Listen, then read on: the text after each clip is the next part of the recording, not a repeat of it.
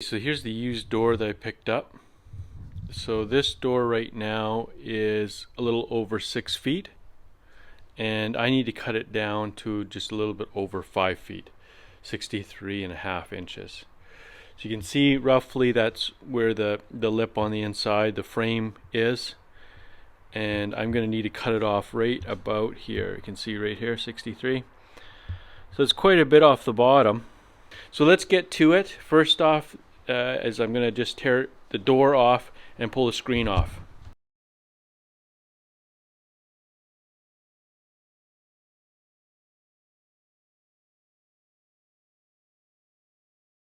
So we're going to start with the frame, cut the frame down first, and then we'll make sure the door fits in it. Basically what I'm going to do is just take the same amount off of each item. So I'll take, I can't remember what it is, 10 inches or whatever off the frame, 10 inches off the door, 10 inches off the screen. We'll move it all up. It's pretty simple installation here. It's just got some screws on the side, just screws into this sill plate here. So that's easy. So basically we're just going to chop it up. So that's pretty simple. The thing that's a little more difficult is our hinge here. You know, this hinge that runs the screen and the door.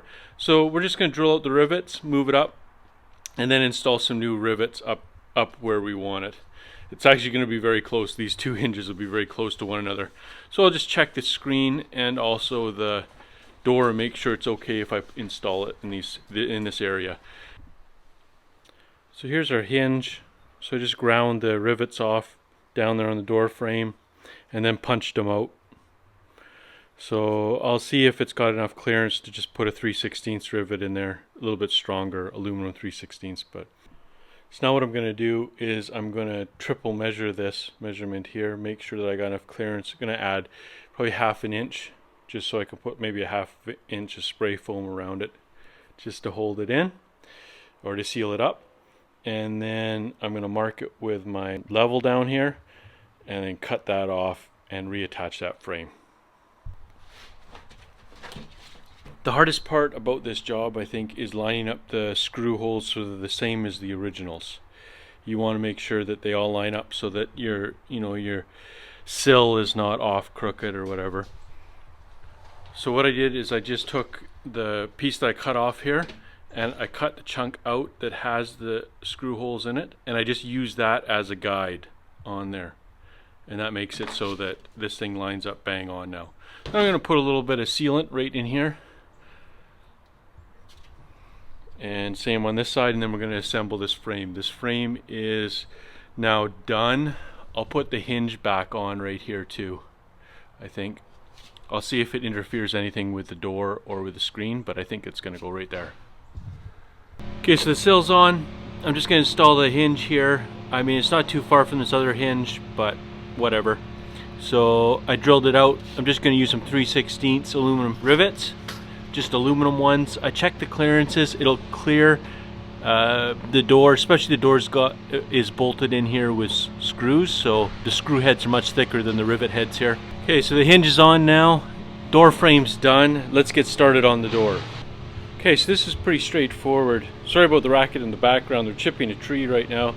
The bottom sill plate here, or the door frame, comes right off. Just 4 screws.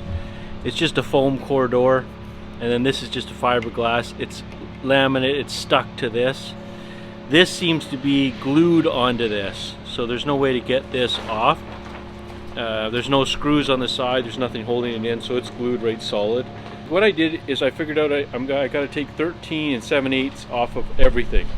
So I'm just going to mark all that up here, 13 7/8, 13 7/8, do my line, and then just cut my frame how I need it. You can see the frame sticks out past the core, and so I'll cut my frame just like I need up here, and then I'll cut the door skin as close as I can all the way across, and then I'll just use my little multi-tool, and I'll just get in there and just chisel it out, just that little bit. That it looks like about 1/4 inch here up. Okay, can you see that there? I've got my marks on here. So I'm going to try and cut this fiberglass on the back side. I'm going to use a Roto-Zip because I think that's going to give me a nice clean edge without the chipping of the fiberglass. But I'm going to start here. I'm going to start with my lowest mark. So I'm going to cut down right across, and then I got to come up. See how it comes up where this plate fits in there? Come up, and then across, and then in, and then down. So I got this cut now, but one of the problems on the hinge side is they've got this piece of reinforced steel in here.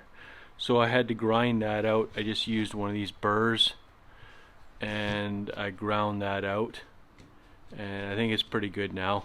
But I'm just going to seal it up all really good in here, and then all the way along here, and then in here also, then put the screws in. So here's the sealant I'm using. It's rated for aluminum and steel. I'm going to use the same method from the old pieces of door frame. I'm just going to cut that out and use it as a guide to drill out my new holes. Our door is cut down now. You can see it's not too bad. Looks alright. It's sure short though from here to the handle, but whatever. It'll be easier to open when you're on the ground. Moving on to the screen door. So again, we're going to have to cut also the 13 7/8 of an inch off of this. It seems to be pretty simple. It just kind of snaps together. You can see it's got these little corner joints here. So it just slides out of this tubing. This is just a hollow tubing. And it seems the same size all the way along, so it should be able to snap in no matter where. You can see even just the lock for the mosquito netting goes. There's a couple screws on the side here. So this cross member here looks like it's bolted in, and then this one's just snapped in. So what I'm going to do is I'm going to take out those screws and pull out this netting, right? Because we're going to cut, you know, same thing, 13 inches off of here. So it'll probably be up here somewhere. It'll just be this little neat, teeny netting up there, but whatever. And then we're just going to move this whole thing up. So let's take it apart and get that cut up. So I've cut the screen the amount that I need off. Cut that, and I've cut this exactly the same. I measured just from this corner joint here up the 13 7/8, cut it there. I unscrewed this reinforcement piece that goes across here. It's got this little toe kick, so that can be out of there. And then this corner piece actually comes apart fairly easy. It's just punched on. What they do is they punch the metal into the plastic, and then that holds it. So you just have to drill out those punches. You can see that. Let me see if I can find one that hasn't been drilled. Here you can see there how it's punched, and then that just pinches, it crimps this plastic corner piece on there. So we're just going to do something similar. We're going to drill it out first off. So I've drilled this side here. You can see I've drilled it. So now it just slides out just like that. So now I'm going to just drill the other side and then put this bottom piece back on here. Bottom piece is on there. Looks a little funny, this small little screen in here, but it's okay. Got lots of screen up there. Bolted on. And I didn't have to punch this back on. Just because I cut it, it was rough and sharp.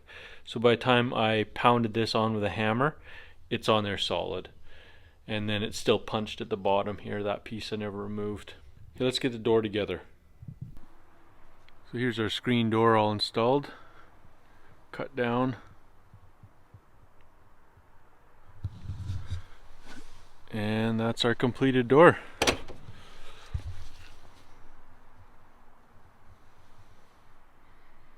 So I hope that helps.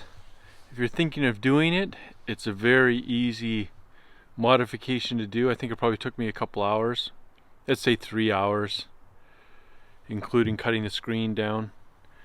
And then I've got a nice sealed door that looks pretty good and has a nice screen on the inside. So if you're doing it, maybe if you're you're building your own trailer, whatever, very good option. So I hope you enjoyed the video. We'll see you in the next one.